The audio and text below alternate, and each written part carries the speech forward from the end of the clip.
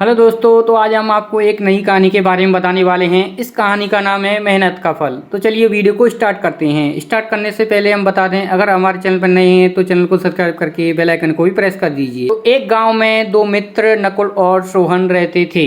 नकुल बहुत ही धार्मिक था और भगवान को बहुत मानता था, जबकि सोहन बहुत मेहनती था। एक बार दोनों ने मिलकर 1 बीघा जमीन खरीदी, जिससे वह बहुत फसल उगाकर अपना घर बनाना चाहते थे। सोहन तो खेतों में बहुत मेहनत करता था, लेकिन नकुल कुछ काम नहीं करता, बल्कि मंदिर में जाकर भगवान से अच्छी फसल के लिए प्रार्थना करता था।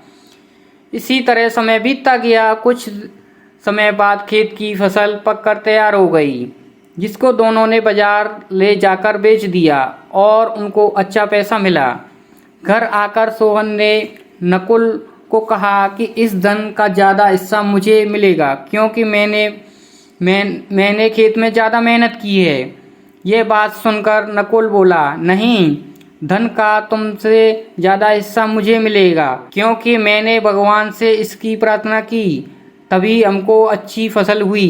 भगवान के बिना कुछ संभव नहीं है। वह दोनों की बात आपस में नहीं सुलझा सके, तो धन के बंटवारे के लिए दोनों गांव में मुखिया के पास पहुँचे। मुखिया ने दोनों की सारी बात सुनकर उन दोनों को एक एक बोरा चावल का दिया, जिसमें कंकड़ मिले हुए थे। मुखिया ने कहा कि कल सुबह तक तुम दोनों इसमें से चावल और कंकड़ अलग अलग करके मुखिया ने कहा कि कल सुबह तक तुम दोनों को इसमें से चावल और कंकड़ अलग अलग करके लाने हैं। तब मैं निर्णय करूँगा कि धन का ज़्यादा हिस्सा किसको मिलना चाहिए। दोनों चावल की बोरी लेकर अपने घर चले गए।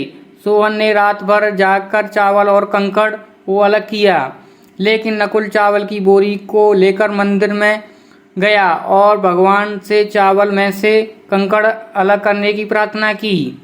अगले दिन सोहन जितने चावल और कंकड़ अलग कर सका, उसको ले जाकर मुखिया के पास गया, जिसे देखकर मुखिया खुश हुआ। नकुल वैसी बोरी लेकर जाकर मुखिया के पास पहुंचा। मुखिया ने नकुल को कहा कि दिखाओ तुमने कितने चावल साफ किए हैं।